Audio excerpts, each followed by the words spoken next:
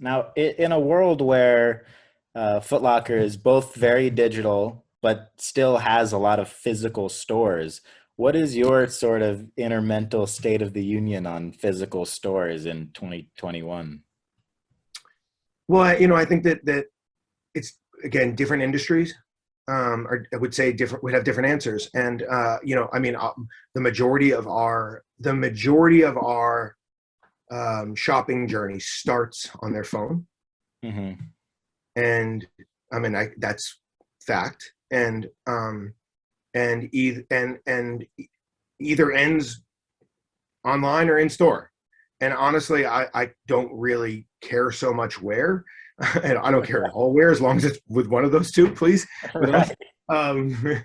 um, stores are still a huge part of business. I mean, it's still the biggest part of the business, and uh, and well, and I think people want to touch, feel sneakers, try them on sometimes.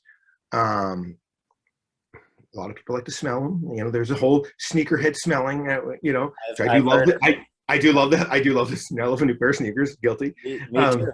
yeah. Yeah. Um, so I don't see stores and sneakers. I see it being as important as ever. We see it as important as ever. I don't. I think that even a lot of time people will come into a store with what they thought they wanted on the phone, and then they're engaged with an entire assortment, and they actually leave with something else. Where it's interesting online, a lot of times people know exactly what they want. They go right to the search, get it, gone.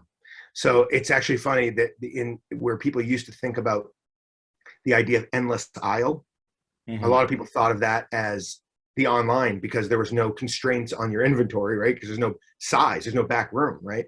Where actually sometimes it does in sneakers, it actually works the opposite way because you might not get exposed to sneakers are such a want item, and that you people love doing research and they're reading and they're sharing with their friends and seeing on Instagram, and so a lot of time online people just go to the product they want and go, and stores you're just exposed to a whole lot more items actually. So it is funny, it's actually worked the opposite that a lot of people thought it was going to be. Right. And also, anytime the demand outweighs the supply, things go online but you're in competition with so many more people online versus the physical store in your local area. You're only in competition with, if you're Your in a local town area. of, if you're in a town of 100,000, you're in competition with 100,000 people, right? Yeah. Well, so it brings up an interesting point too, because I think the other thing that happens is that what I love about the online piece is that there are plenty of brands or product stories that are incredible and maybe slightly niche, and it's much easier to aggregate that demand online than guess which stores are going to have it or try to spend against all these stores to create the demand and the awareness that it has. It's much easier it's much easier. Now, again, I'm talking about a niche idea. Right. So it could be a product that was inspired by or built or designed with food or IP. Or this week we launched two shoes. We launched an autism awareness shoe with the Adored and autism awareness shoe with Puma. Both of them blew out online, and it's really easy to aggregate all that awareness and all that demand um, into the online. So I think the online piece really, really, really helps some of the brands on the come up, or some of the products that you're trying to build on the come up. Right. Yeah, and it's all like online, I imagine, and correct me if I'm wrong, but it's all about, getting a ton of stuff sold. Whereas I feel like physically it does get things in more different people's hands or feet. Um, online, you're saying physically gets. I'm also just asking because I'm curious how it is. So give it to me again.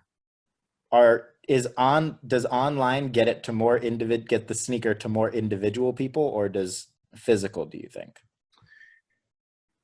I think it Per really per depends. like per like thousand sneakers sold of Yeah. something So like I think it really depends on the product. I think overall, I think overall still stores, but again, it really does depend on the product. Some, like I said, some things sell better online than they do in store, because of the aggregation of demand. So if you have mass demand, you can, it doesn't even matter. You could sell the exact same quantity where Right. probably sell them out of your garage. But I think overall stores are still the predominant place where people are shopping for sneakers.